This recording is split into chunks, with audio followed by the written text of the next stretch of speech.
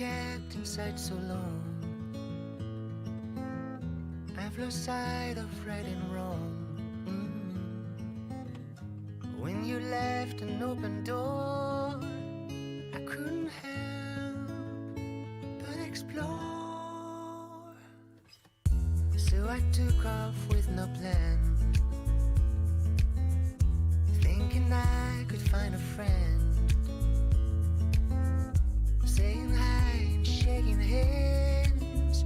I hope this moment never ends. It feels so good out on the road and on my own, waking up, no strings attached, no looking back from ocean waves to desert skies and summer nights. I know the road is my home. That's what it feels like to be free, chasing butterflies and floating on the breeze. I got no doors, I need no keys, another world to be seen. It feels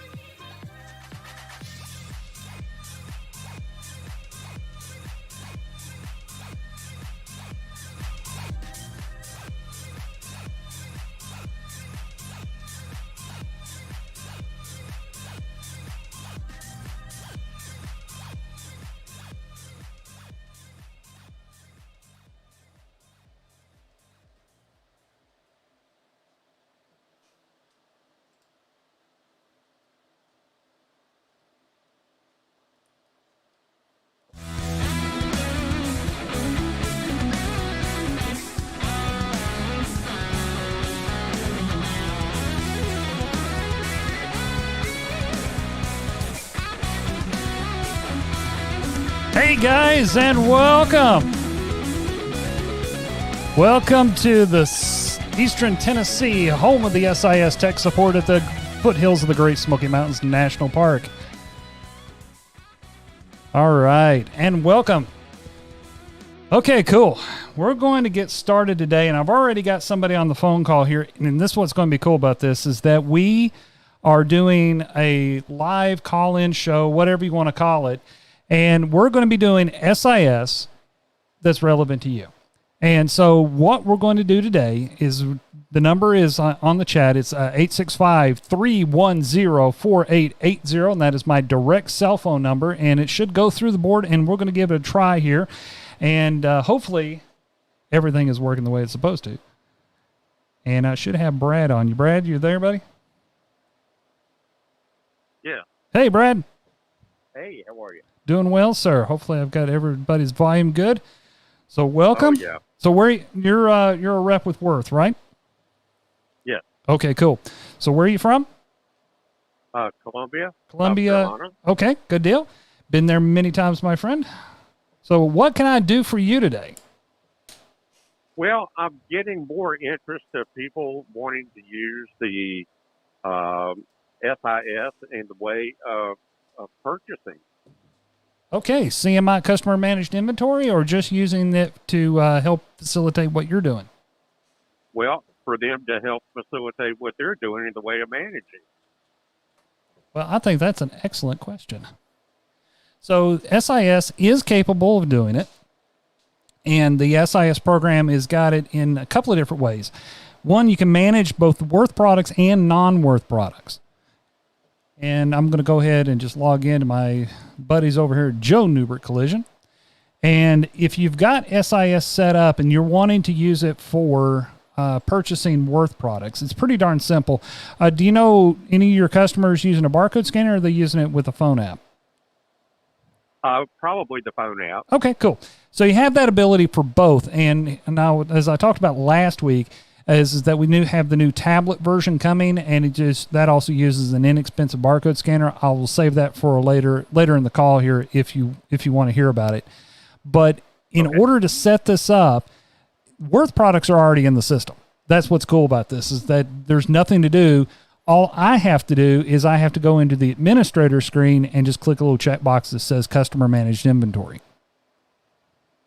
So that's the only thing. You just got to tell me. It's, hey, Dave, this customer here wants to have it. So, okay, cool. We got you. So if you've got a customer that's wanted to do purchase orders, and I since I'm on the phone with you, I'm not going to use the phone app. Okay. Sorry, I had to reach for my barcode scanner. So one of the features in the barcode scanner says purchase orders, and I'm just going to show that here on the screen, and that's all this is. You can see purchase orders. And when I'm setting up a purchase order, generally I use today's date, or if they may have a number that they're already doing. And by the way, this is exactly the same process in the phone app. So the barcode scanner and the phone app are doing the exact same thing. One is just a little bit different than the other. That's the only difference. So I'm going to use today's date, can you believe it's already August? Okay. 21. So 080221. That's and then I've got some new clip book here that's going to be coming out soon. I'm just going to scan that barcode, and I want to order quantity 1. Now, the phone app does something a little bit different. It will actually tell you that this item comes in packages of 15, 20, 200, whatever the number is. So I'm on the screen here. Are you watching the computer screen as well, or are you just on the call? No, I'm watching the okay, cool. screen. So there's about a 30-second delay between what I'm saying and when it shows up on YouTube, so just kind of roll with me here. That's but all right. All good. There's this line 080221. That's today's date. This is the one I just created. And I can come over here, and since I punched in quantity 1 on the barcode scanner, it will, and caller, if you're calling in, just hang tight with me here. Let me write this number down. I don't have one of those fancy call screeners that can get the calls in and do it for me. So I'm going to have to call them back. So anyway, this shows the part that I scanned comes in a minimum package of 10, and the SIS, since I put in quantity 1, will automatically bump it up to minimum quantity with the barcode scanner. With the phone app, what it's going to do, it's going to tell you, it's not going to allow you to send it. It will say this comes in a package of 10 or whatever the minimum quantity is or what are the divisions are. So that particular fastener, I could order it in 10, 20, 30, 40, etc. And then once I'm done, all I have to do is click save and then check the check box, and I can print it and print it as a PDF, or I can come back into it and click submit. And I'm not going to, because this is a live account that I'm on right now. And so the pathing here is that this is going to send it to customer service directly. Oh, okay. And what it'll also do is it will say that this is a submitted purchase order. And so when the parts come in and you receive, if they're keeping track of inventory, all they have to do is back here in the purchase order screen, click the little check box, and there's a little icon over here to the right that says receive all without submitting. Or I can go through and I can just receive the purchase order and go through the entire purchase order, make sure that everything showed up. So this is a really cool tool here for doing inventory if they're doing inventory. That's correct. Yes, sir. But I don't recommend folks jumping right in day one trying to do inventory with the program, because there's about a 2 to about a 6 week learning curve. And it's trying to get everybody on board using it, is because the program can do a lot of really cool things, but you kind of need to get everybody on board with it before you start trying to do the inventory sides. Okay. Does that make sense? It does. Okay, cool. So now another thing that I was going to talk about as well is that not only can you do purchase orders for worth products, but you can also do purchase orders for non-worth products. So say, for example, you have an account that orders the antifreeze from Napa, for example. I can actually come in here and set up that particular part under suppliers. I've already got Napa already in here. And then I can come back into inventory management parts and then add that particular part to my Napa list of part numbers. So if they're wanting to, let's say they want to create a purchase order for their antifreeze, they can use the SIS to create say, okay, we need 4 gallons of antifreeze with the program submit. And then instead of automatically transmitting via the internet going directly to their system, it sends an email to the purchaser. Perfect. Yep. So it's kind of a cool little system that works. And this thing has been a part of the program for a long time, but not a lot of folks actually use it as much as I thought they would when we first introduced it. Well, you would think that they would manage, what they're doing in a different way. Mm-hmm. And that's part of what I want to do. I want to be in a position to help train them in that way. Yeah. Yeah, I think you're right. This is definitely a feature of the program that not a lot of people use, but I wish they would. It's kind of a cool. And when I was a rep, I had one account that actually that wanted me to use the purchase order feature. And now this is going back, and I'm dating myself here. This is all the way back to version 9 of the program, and the program didn't work as the barcode scanner alone was a pain in the rear. But the whole purchase order functionality was basically you would print out a list and then fax it to the office is what it would do. It wasn't as efficient as it is now. Right. But it did create a purchase order that I could then send off to either fax it or email it or whatever I needed to do. Well, that sounds great. Well, Good deal. I do appreciate your answer. No problem. Thanks for helping me fill the hour. I mean, that's the kind of stuff I need the help because I'm a Captain Nerd Boy when it comes to this program, and I've been living and breathing it for a very long time. And there's so much stuff that the program can do that I'm not sure what people actually want to see. So I do appreciate you.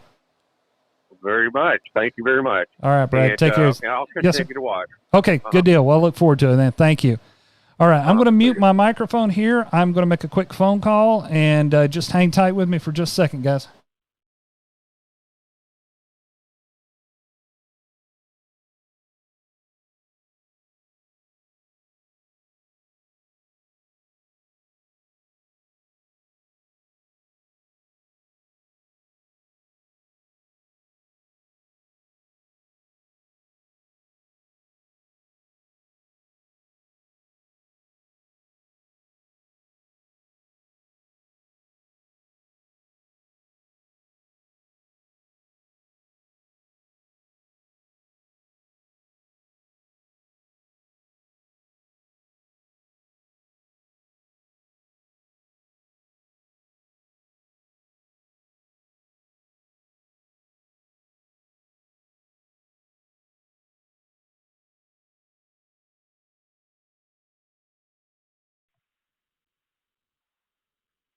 Okay, you with me?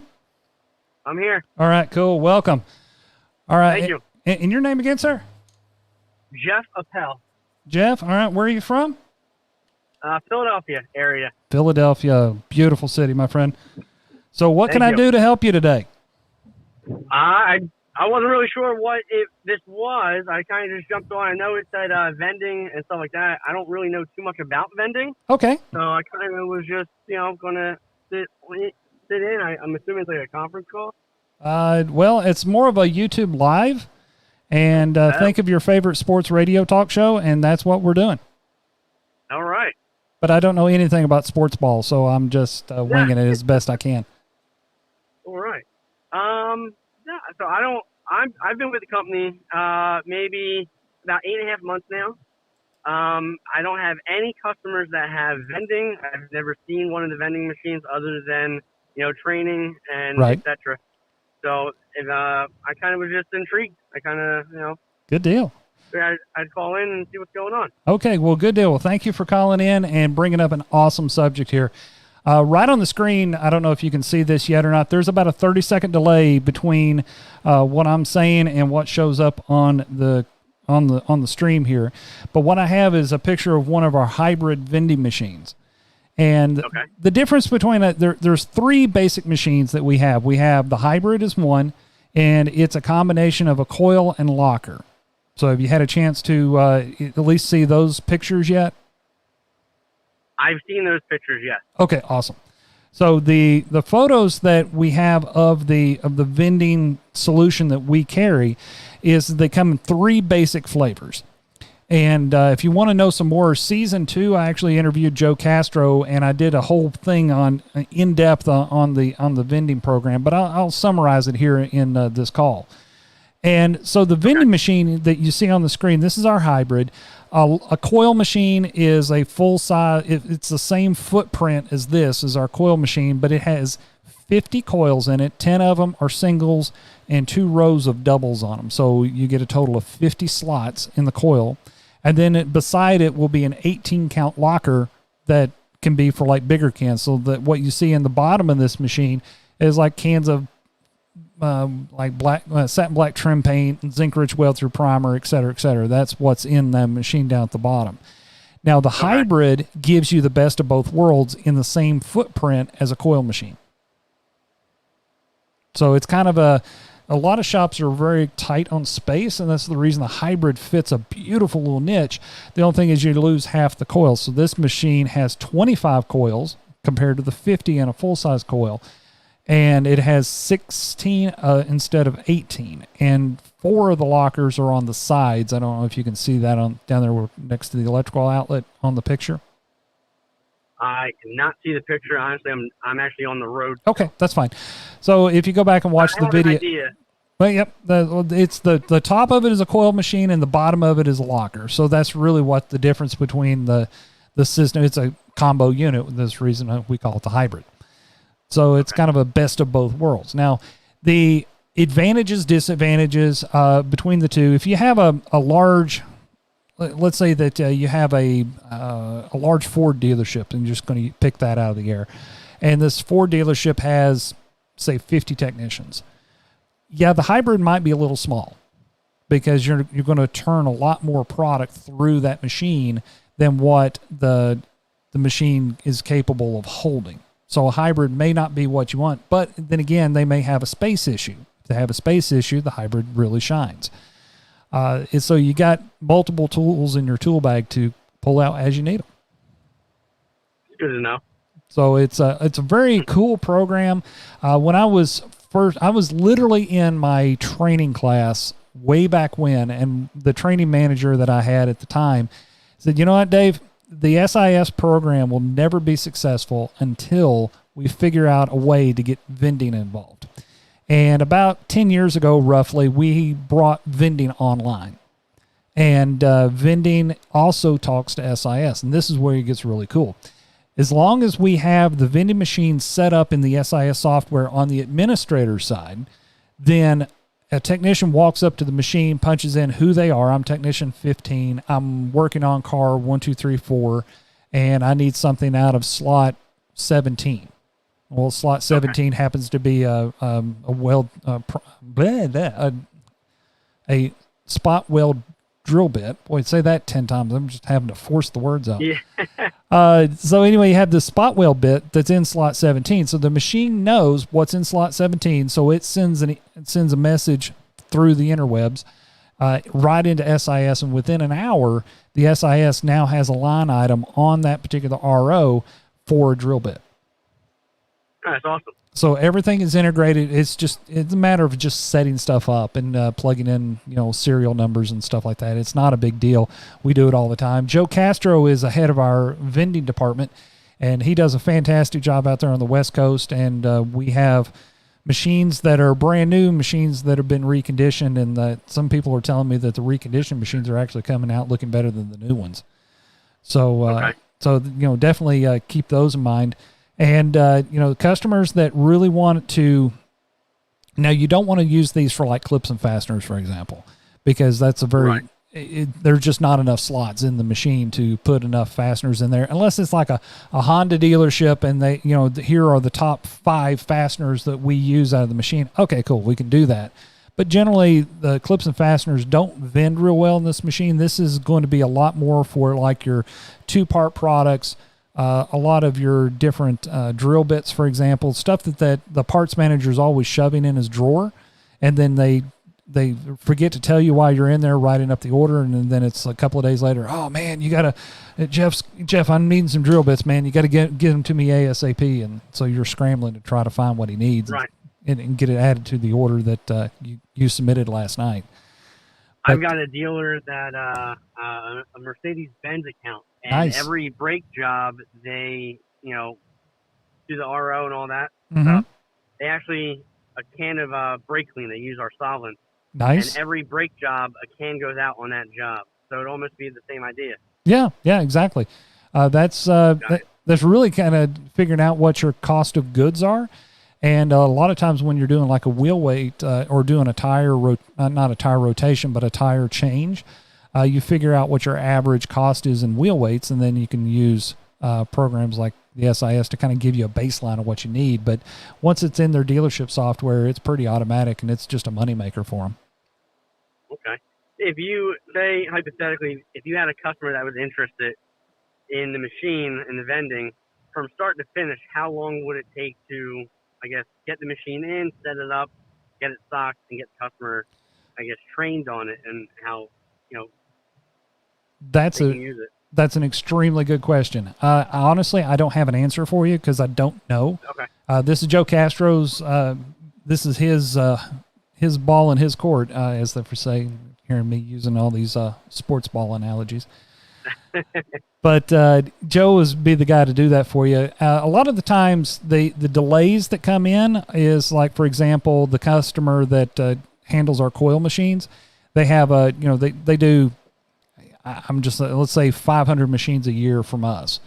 Well, they may do 5,000 machines for Pepsi. Oh, wow. So we call in and say, hey, we need a machine. They're like, well, we just got a Pepsi order, so you're going to the back of the line. Yeah. You know, they're looking at us going, okay, all right, well, we'll get you worked in there as soon as we can. So they're really good about it. But, you know, and then the machines, you know, most of the time we have machines that are ready to go, and they can usually get things turned around in a few weeks. But sometimes you got to allow for some delays in there just in case something like the Pepsi thing comes up to where, you know, we get pushed to the back of the line just because they had it. You know, one of their big customers calls in and says, hey, we need a whole bunch of these machines rushed out ASAP. Yeah. But that makes sense. Yep. But it's a great program. I mean, vending is one of those, this is the thing that I love about this program.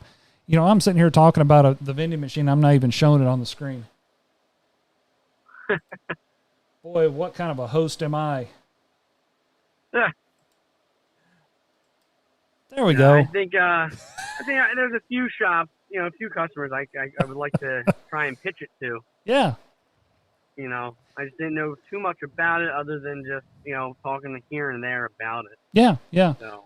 Well, definitely talk with your district manager and, you know, figure out a game plan for those customers. You definitely don't want to go in there as a newbie and try to pitch this thing because you will get in deep water real fast. I would definitely go in there with some artillery help to help you.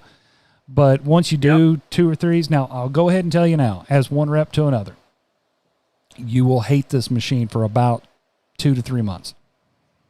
Once you get it in, get it all set up, you will hate this machine. And it's the learning curve.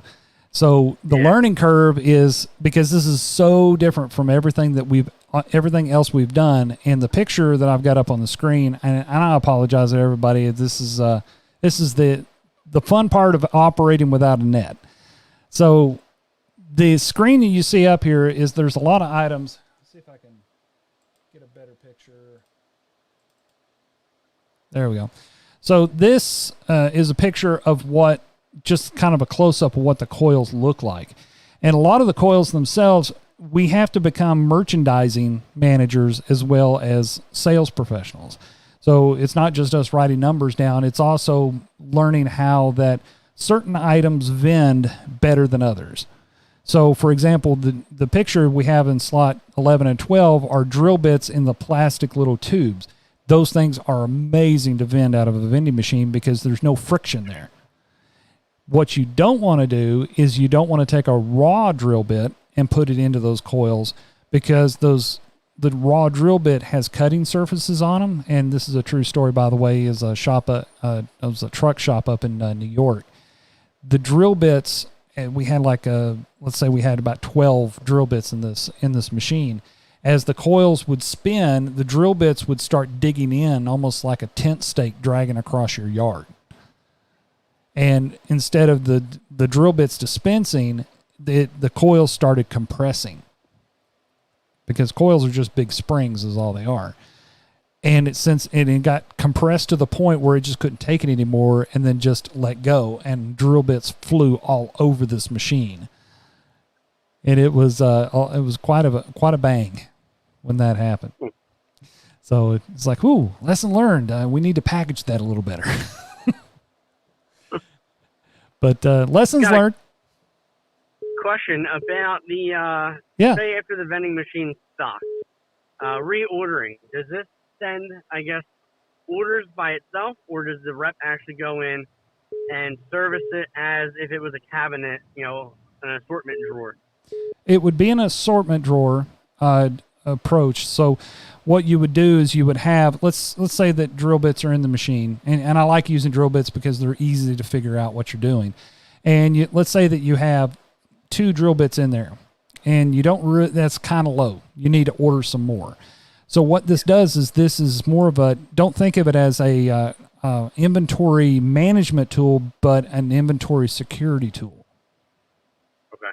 So you're not going to let the machine take over your world because, you know, there could be times where, let's say, for example, I have these little Sawzall bits next to the drill bit in 14. Those things, let's say, for example, the coil was too big for that particular slot. So what would happen is that it spins one and then the other one would slip through the crack. And so you would dispense 2. So the machine only thinks 1 came out, but there's actually 2 down in the tray.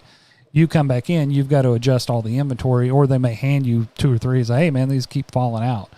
And so you'd have to go back and do it. But and ordering wise, you just order to keep the machine to a comfortable stock level, but you don't want to overload the machine because then you're having to put it in the tray underneath. But 1 or 2 down there is fine, but you don't want to have like 6 cases of satin black trim paint underneath the machine, because that's very excessive.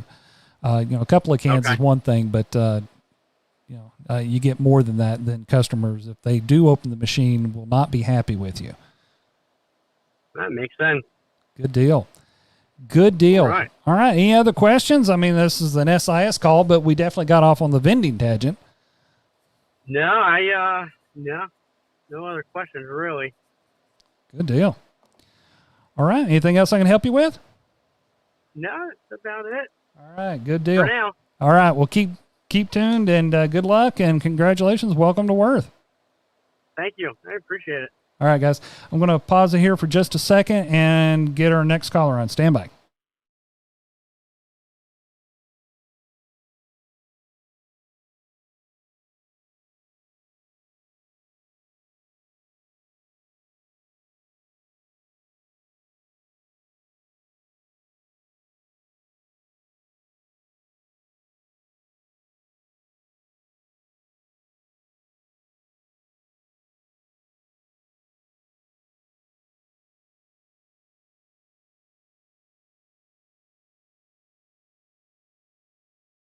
Okay, good deal. Good deal.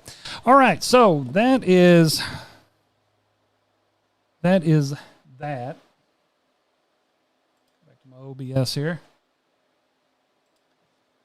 So anyway, this, guys, I do appreciate everybody calling in here. I had to call in some favors and say, guys, I need some help and try to fill this, because this program is the program that I love. I love SIS. I love what this program is and does.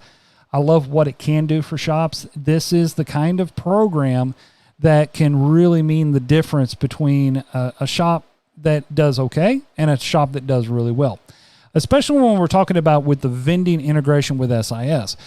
There was a shop that was down in Georgia that I remember that was a really, really awesome shop. And they had the Bluetooth barcode scanner for a while. They really didn't like it because, there's no one way that this program works better from another. For example, me personally, if I was the parts manager of a shop, I would be using the program manually. If I'm seeing somebody's taking something out, then I'm punching it into the program manually and doing it that way. For me, that is what I enjoy doing. Barcode scanners, phone apps, tablet apps, etc. They're all great, but man, I just enjoyed seeing stuff adding up on the computer screen and getting the bill ready to go. So anyway, this customer I'm talking about down in Georgia also had the vending machine, and they really, really liked the way this thing worked. And the integration with SIS, also this particular customer had the CCC integration. And so since it goes from vending machine to SIS, then as long as that technician was entering the correct RO number, the job was already in SIS, then SIS would say, oh yeah, it's 4:30 Eastern here, and boom, the RO got sent over to CCC. And the thing about it, what the beauty of this whole thing is that the estimator or the parts person didn't have to do anything in the program. It just all flows through the system, which is kind of cool. All right, so one of the things I also talk about a lot of the times when dealing with reps that are new and learning about the program and learning the environment, body shops are very different from every other kind of customer that has or uses SIS, because the profit the one thing that all of the in a service shop, for example, or a transmission shop or a boat shop or a small engine shop or any of those kind of shops, they all have one thing in common.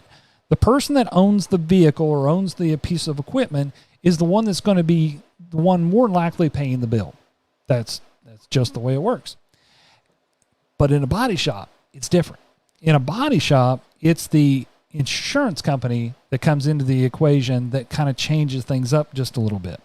So one of the things that I enjoy doing is I got a subscription to ABRN magazine. And ABRN this month, it came in, I think last week it came in, and I started reading through the articles. And one of the articles in here is by a guy by the name of John Shoemaker. He's business manager at BASF North America. I think I've met this guy before. John, if I have, I apologize if I don't remember you because I'm horrible with names. But the article is talking about watching all of the numbers. And a lot of that he talks about in this particular article is dealing with paint, liquids, paint percentages, booth cycle times, etc., stuff like that, where it really doesn't fit into the SIS, but it really just kind of brought out an interesting point is talking about watching the numbers. And it's too easy to say that, all right, this week my clip bill is $300, but next week it's $500. Well, you know, that Worth guy must be overloading the cabinets or something. But what the shop sometimes doesn't understand is that, oh yeah, you did 6 extra cars that week, or you did some expensive cars that week, or you had a big run on particular fasteners because you had a bunch of bumper jobs, for example, or you know, another common thing that happened to me a few times when I was a rep was that they would pick up a chemical line, and I would need to order a few tubes of seam sealer, for example. So just looking at raw dollars, it's really hard to judge about what you're doing. Something like SIS can come along and really kind of define what those numbers are. And if you're using the program in conjunction with your management software, then you can also start making some real money with it, as in you can start saying, okay, well, that Honda fastener that came out that for that particular car was, let's just say, I'm just using round numbers here. Let's say it's $3. And next week I'm going to work on a bunch of General Motors vehicles, and those fasteners average $1 a piece. So the week that I'm working on all the Hondas, I'm going to be spending more money than the week I'm working on all the General Motors, just because of their price points. But the SIS can really kind of help you dive into that. And I want to show you that real quick. Come back over here to the SIS. And so this particular account, my buddies over at Joe Newbert Collision, they have the CCC integration, but they're really not using the SIS. Can't, you know, horse to water example here, but they are kind enough to let me use their account as I am playing with a little bit with the SIS. So we're going to use RO number 8204. And I'm going to pause here for just a second. Guys, we are doing a live call-in show. That's really what this is. There's about a 30-second delay between what I say and what shows up on the screen, but it's about as live can get. And if you have a question, this is the time to ask it. If you want to see something about the SIS program, you want to know something about the SIS program, and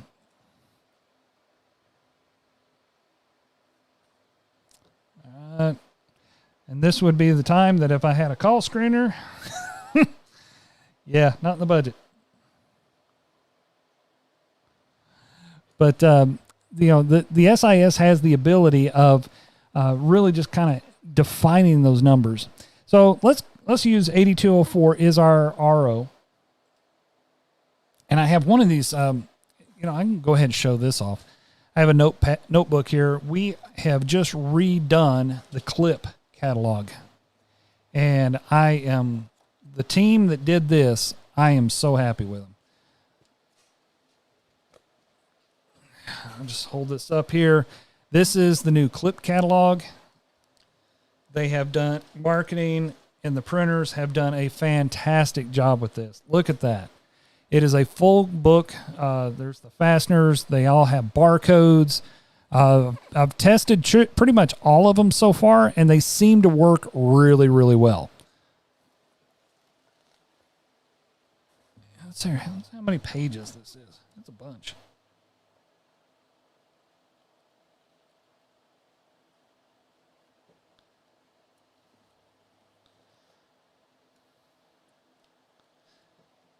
Yeah, 286 pages of fasteners.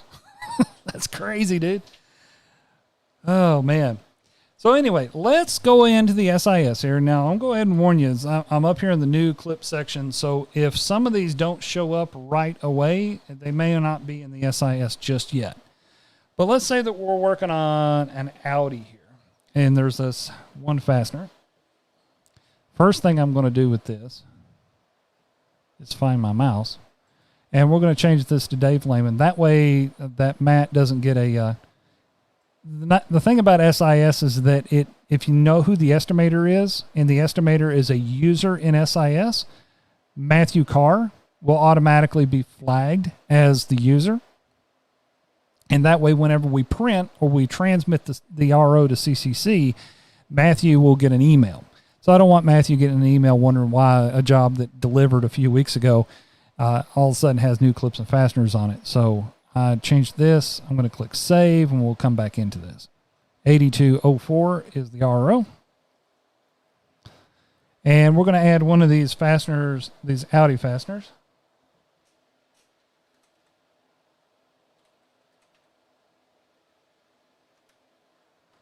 And I hit enter, it automatically pops it up. And let's say use 13 of them. If I'm okay with this, I can just click save. Or if I want, let's add something else.